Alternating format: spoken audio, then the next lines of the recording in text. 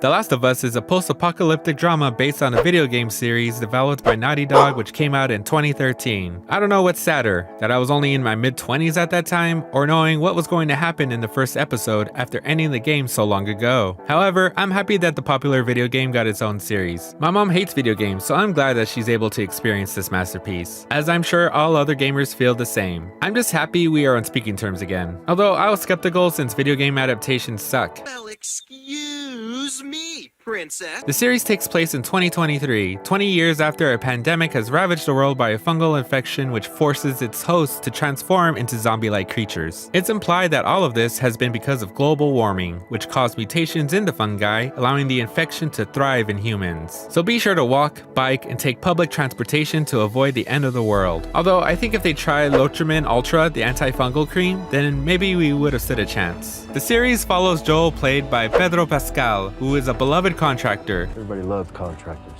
Turned smuggler in the post-apocalyptic world. Traveling with Joel is a woman named Tess, played by Anna Torv. After a series of unfortunate events starting with a car battery, the two run into Ellie, played by Bella Ramsey, who video game critics at the time were concerned about her face? It doesn't really matter now because I think Bella did an awesome job portraying her. Ellie is a 14-year-old girl with the mouth of a sailor. I can't recall if she cussed this much in the first game or not enough. Let me out or you're gonna pay, mother. Oh, You're my f***ing mom or something? And look like your mom? They are tasked with taking Ellie across America by Marlene, played by Merle Dandridge, who is the queen bee of the Fireflies. By the way, I think the casting was very well done. You have Tommy, who is Joel's brother, played by Gabriel Luna, who does a fantastic job even though you see him in only 2 episodes. Storm Reed does a superb job of playing Riley, also showing us that even at the end of the world, arcades are still relevant. You also have a popular character named Bill, who is played by Nick Offerman. I believe this was perfect for him due to his past experience of playing Ron Swanson, which I think really prepared him for this role. Hi there. Is there a project you're working on? I know more than you.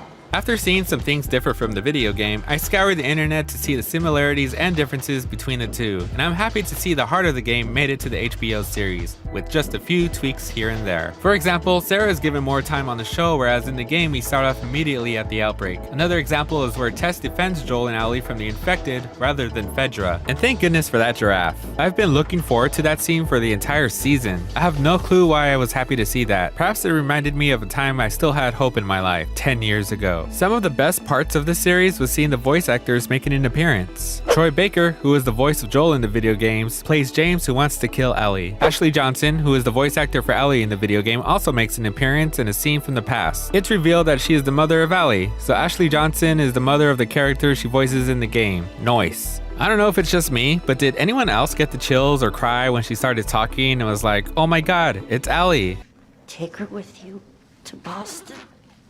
Find someone to bring her up and make sure that she's safe. Follow Joel and Ellie as they face off against Fedra, which stands for the Federal Disaster Response Agency, who I think didn't respond well to the whole end of the world thing. Fedra is tasked with preventing the infection of the remaining population of the US by any means necessary, and govern and police the population of quarantine zones under martial law, fighting insurrectionist elements like the Fireflies and routinely executing lawbreakers. Yeesh. Another thing about this show is that it's hard to define people as good or evil. For example, you have Kathleen, who despised Fedra, but wanted revenge on Henry, who gave up her brother in order to help his little brother out. In fact, her hatred for Henry made her commit atrocities. Then burn the bodies. It's faster.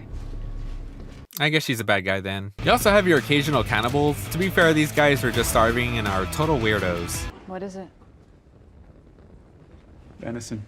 Outside the violence and the cannibalism, I think the visuals of America in Shambles is hauntingly beautiful. Whether it's Ellie standing outside for the very first time, or Ellie standing outside of a burning building, or Ellie checking out a dam. damn.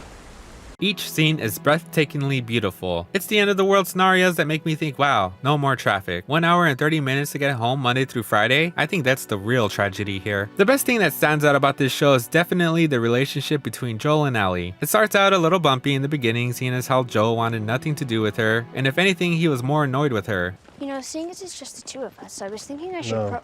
Why do you have stuff stashed here? You ask a lot of goddamn questions. What did the mermaid wear to her math class? An algebra. Like, algebra. In her defense, Ellie had to live under very tough rules. Rule 1, you don't bring up Tess. Ever. Matter of fact, we can just keep our histories to ourselves. Rule 2, you don't tell anyone about your condition. They see that bite mark, they won't think it through, they'll just shoot you. Rule 3, you do what I say when I say it. We clear? But as the series went on, the two became attached. Joel has a tough exterior, but underneath it all, there is a soft, cuddly bear. Ellie is also a tough cookie, but with her interactions with Sam and her adventures with Riley at the mall, she's a big softie as well. Like father, like daughter. You're not my daughter. And I sure as hell ain't your dad. Dang, this show is good. I won't spoil the ending of the season, but if you played the game, you already know. I thought the end was a satisfying way to leave the season as it gives room for season 2. I mean, everyone liked The Last of Us Part 2, right? No way season 2 is going to be bad.